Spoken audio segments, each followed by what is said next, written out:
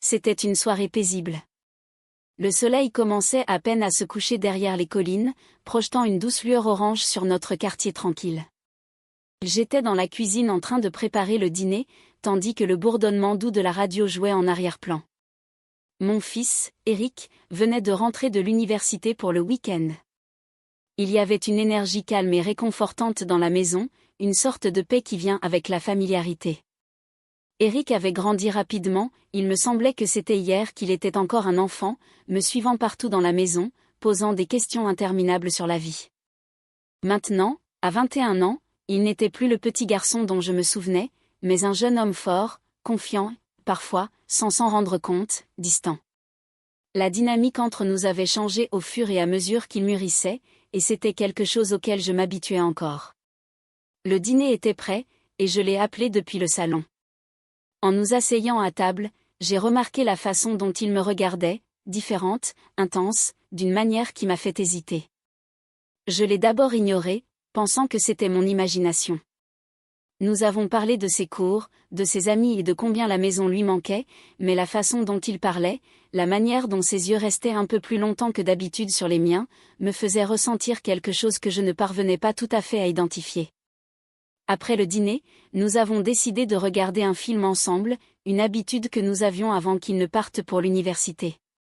Le salon semblait plus chaleureux que d'habitude, l'éclairage tamisé et les coussins moelleux créant une atmosphère parfaite pour une soirée tranquille.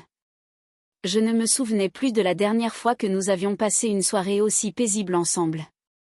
Alors que le film défilait, je me surprenais à le regarder plus souvent que je ne l'avais dû, remarquant la manière dont il avait grandi. Il n'était plus l'enfant que j'avais élevé, mais un homme. Puis, juste au moment où je commençais à ressentir une étrange sensation de malaise face aux pensées qui me traversaient l'esprit, il se rapprocha de moi sur le canapé.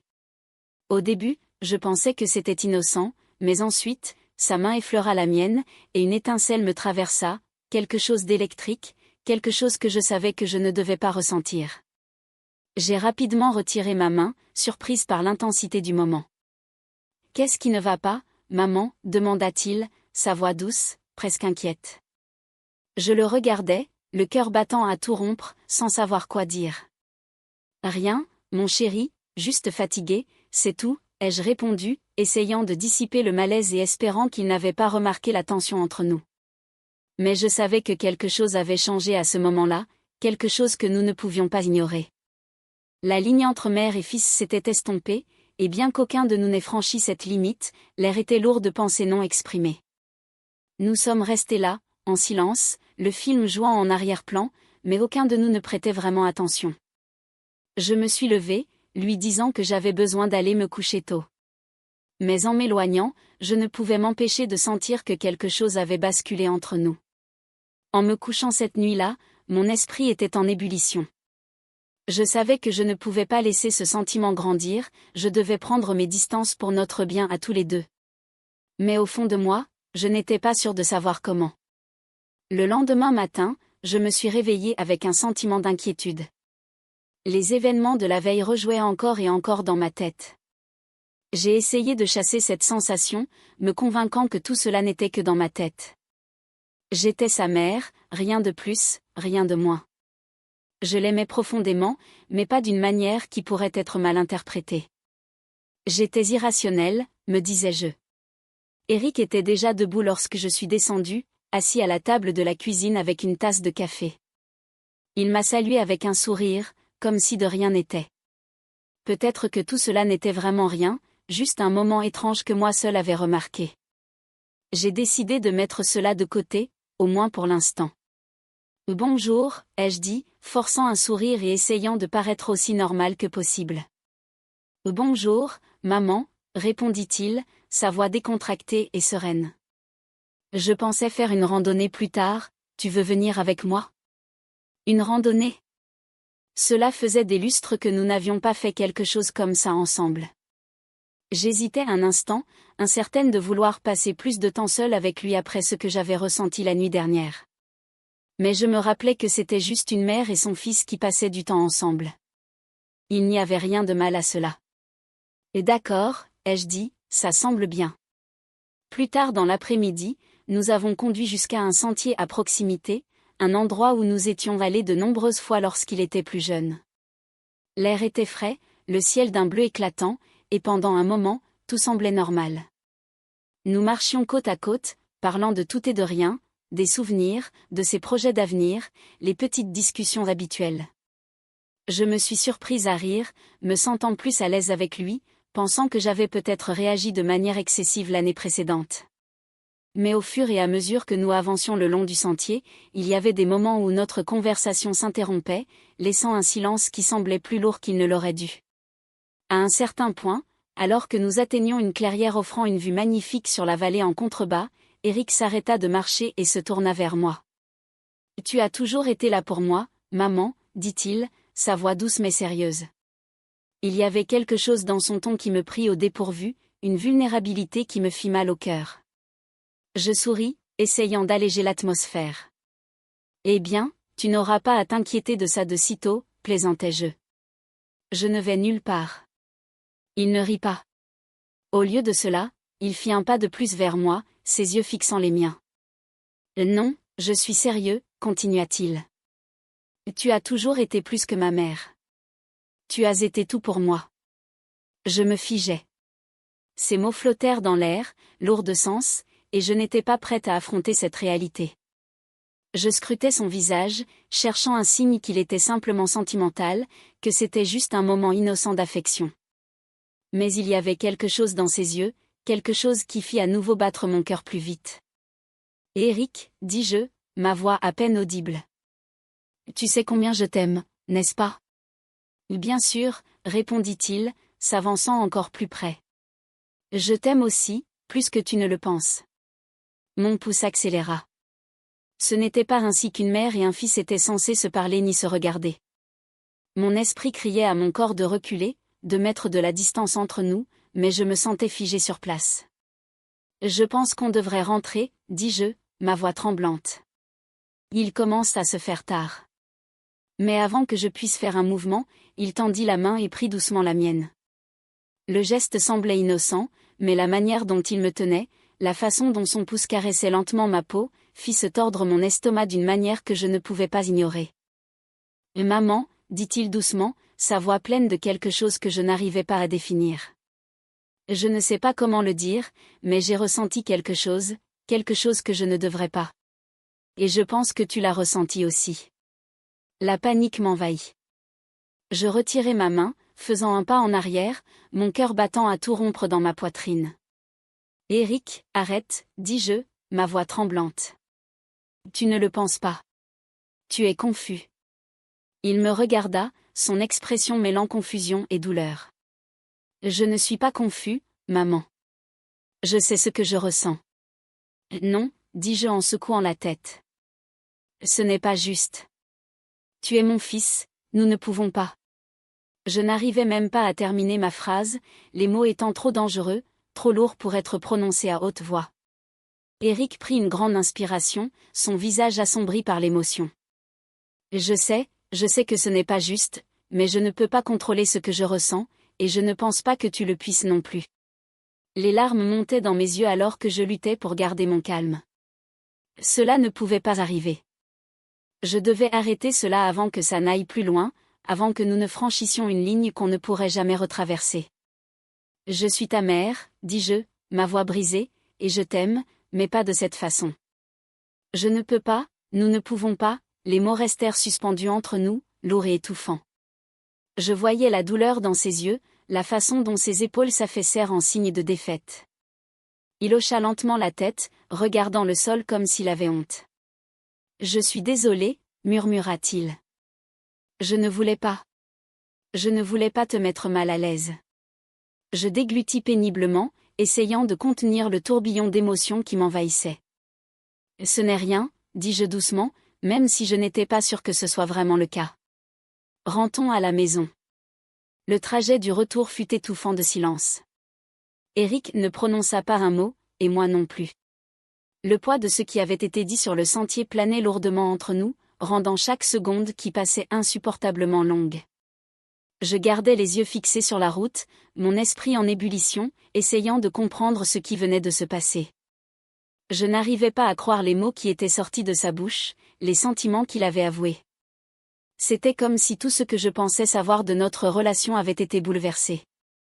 Lorsque nous sommes finalement arrivés à la maison, Eric murmura quelque chose à propos de monter dans sa chambre.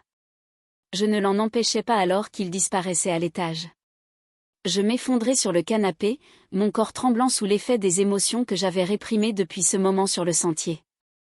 Je ne savais pas comment donner un sens à tout cela. Il était mon fils, mon bébé, mais il n'était plus un enfant, et il devenait terriblement clair que notre relation avait pris une tournure complexe à laquelle aucun de nous ne s'attendait. Je voulais croire que ces sentiments n'étaient qu'une phase, quelque chose de passage qui finirait par s'estomper avec le temps. Mais la façon dont il m'avait regardé, la manière dont sa main était restée sur la mienne, me disait le contraire. Une partie de moi se sentait coupable, comme si j'avais fait quelque chose de mal. Peut-être avais-je été trop affectueuse, trop proche au fil des ans. Mais cela ne pouvait pas être juste, n'est-ce pas? Une mère est censée aimer son fils, le chérir, être là pour lui. C'est tout ce que j'avais jamais fait. Mais maintenant, tout cela semblait entaché par cette étrange tension qui s'était installée entre nous, et je ne savais pas comment y remédier. Je passais le reste de la journée à l'éviter, me plongeant dans les tâches ménagères et tout ce qui pouvait me distraire de la confusion que je ressentais. Lorsque le soir arriva, j'étais émotionnellement épuisée. Je ne voulais pas affronter ce qui s'était passé, mais je savais que je ne pourrais pas l'éviter éternellement. Eric et moi ne pouvions pas continuer ainsi, à faire semblant que tout allait bien alors que ce n'était clairement pas le cas. Cette nuit-là, après avoir passé des heures à me retourner dans mon lit, j'entendis frapper à ma porte. Mon cœur se serra. Je savais que c'était lui. « Maman, je peux entrer ?» La voix d'Eric était douce, presque hésitante. J'hésitais, mon esprit me hurlant de dire non, de mettre de la distance entre nous. Mais je savais que je ne pouvais pas continuer à l'éviter.